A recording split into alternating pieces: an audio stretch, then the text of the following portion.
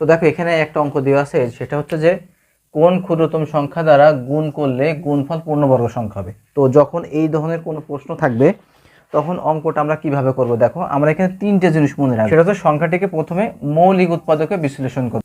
এখন মৌলিক উৎপাদকে বিশ্লেষণ করতে হলে কি কি করতে হবে, যে যেহেতু মৌলিক উৎপাদক বলছে তাই সবচেয়ে ছোট মৌলিক সংখ্যা হচ্ছে যে 2, তারপর 2, 3, 5, 7 এই ধরনের যে সংখ্যাগুলো আছে এই সংখ্যাগুলো দ্বারা মৌলিক উৎপাদকে বিশ্লেষণ করব।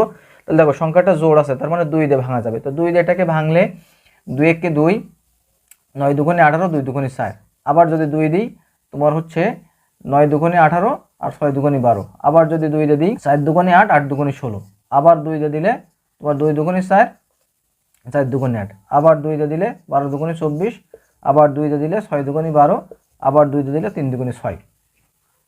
তো দেখো এখানে আমরা যে সংখ্যাগুলো পেয়েছি, তাহলে প্রথম হচ্ছে সংখ্যাটি মৌলিক উৎপাদকে বিশ্লেষণ করতে হবে। তাহলে আমরা সংখ্যাটি মৌলিক উৎপাদকে বিশ্লেষণ করলাম। এবার যেটা করব যে একই সংখ্যাগুলো জোড়া করব। তার মানে এখানে যে সংখ্যাগুলো আছে যেমন 348 এই সংখ্যাটায় 2 আছে, 1টা 2টা 3টা 4টা 5টা 6টা 7টা, 1 2 3 4 5 6 7, মোট 7টা 2 দেব এবং 3 আছে একটা, এটা লিখলাম।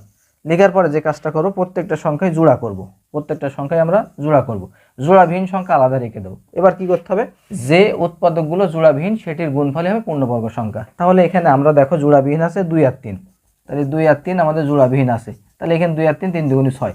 তার মানে এই যে সংখ্যাটা আছে এই সংখ্যাটা কি বলা হচ্ছে যে 6 দ্বারা গুণ করলে গুণফলটি পূর্ণবর্গ সংখ্যা।